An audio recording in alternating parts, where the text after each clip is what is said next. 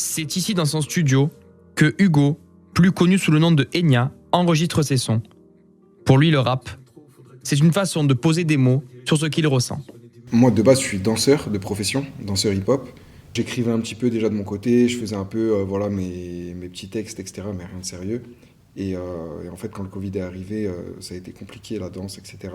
Derrière, j'ai eu des soucis de santé et tout. Et du coup, en fait, la musique a pris le dessus et est revenue assez naturellement, finalement, jusqu'au moment où je me suis dit, ok, j'ai envie de switcher de voix et d'aller vers la musique.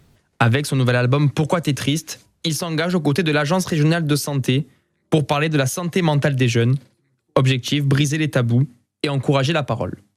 L'idée, c'est que cet album, plus la table ronde, parce qu'il y a une table ronde qui a été faite pour parler de ce sujet-là avec des intervenants, plus le clip, forme un kit qui va permettre à l'ARS, en fait, on va le redistribuer aux soignants, tout simplement, aux éducs, aux infirmiers psy, etc., dans ces structures, et ça va permettre de débloquer des groupes de parole avec les jeunes, c'est-à-dire s'appuyer sur les textes pour, un petit peu comme on fait en photo-langage, c'est quelque chose qui est beaucoup fait dans ces structures. Ils prennent une image et selon ce qu'ils y voient, ça évoque des sujets, et après ils en parlent, ils traitent, etc.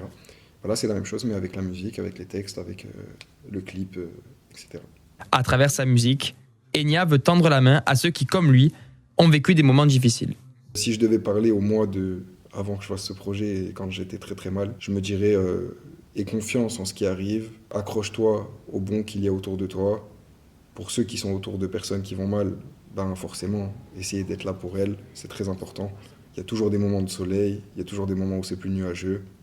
On passe par les deux dans une vie. Il faut réussir à s'accrocher avec le bon qu'on arrive à trouver dans chaque chose. Un projet fort, un message sincère, qui rappelle qu'en parler, c'est déjà avancer. C'est moi, je me sens, mais effectivement, j'oublie.